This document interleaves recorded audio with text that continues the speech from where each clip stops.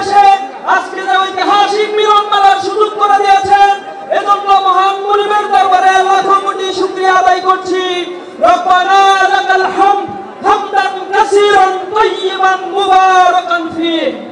সংগ্রামী উপস্থিতি, আজকে যে 7 দফা দাবি নিয়ে জামাত ইসলামীর মহাসমাবেশের আয়োজন হয়েছে, ইন্টারিম গভর্নমেন্টের কাছে বিনীতভাবে অনুরোধ জানাই, তারা অনতিবিলম্বে গণ এই দাবি মেনে নিয়ে একটি সুষ্ঠু নির্বাচনের ব্যবস্থা করবেন।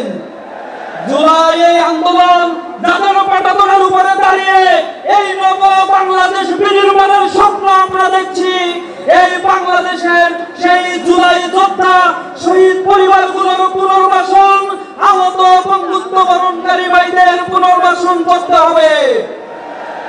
পাশাপাশি জুলাই ঘোষণাপত্র অনতিবিলম্বে সংবিধানের অন্তর্ভুক্ত করতে হবে এবং এই জুলাই মাসেই জুলাই ঘোষণাপত্র দিতে হবে। সংগ্রামী উপস্থিতি, এই আন্দোলনের সূতিকাগার সূত্র যেখান থেকে হয়েছিল, এই ক্যাম্পাস গুলোতে আমরা দেখেছি ক্যাম্পাসে বিগত প্রেসিডেন্টের আমলে শিক্ষা ব্যবস্থাকে ধ্বংস করে দেওয়া হয়েছে। শিক্ষা সংস্কার কমিশন গঠনের জন্য আমি উদাত্ত আহ্বান জানাচ্ছি। পাশাপাশি আমি আহ্বান জানাচ্ছি, প্রিয় বন্ধুগণ, আগামীর নির্বাচনে আগামীর বাংলাদেশ বিনির্মাণের জন্য এক সুবর্ণ সুযোগ আমাদের সামনে এসেছে। এই সুযোগ যেন আমরা হেলাই খেলায় না হারাই।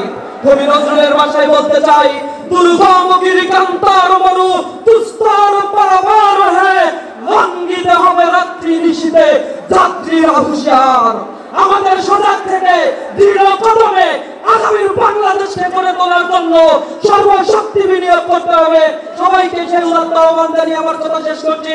আসসালামু আলাইকুম ওয়া রাহমাতুল্লাহি ওয়া বারাকাতুহু।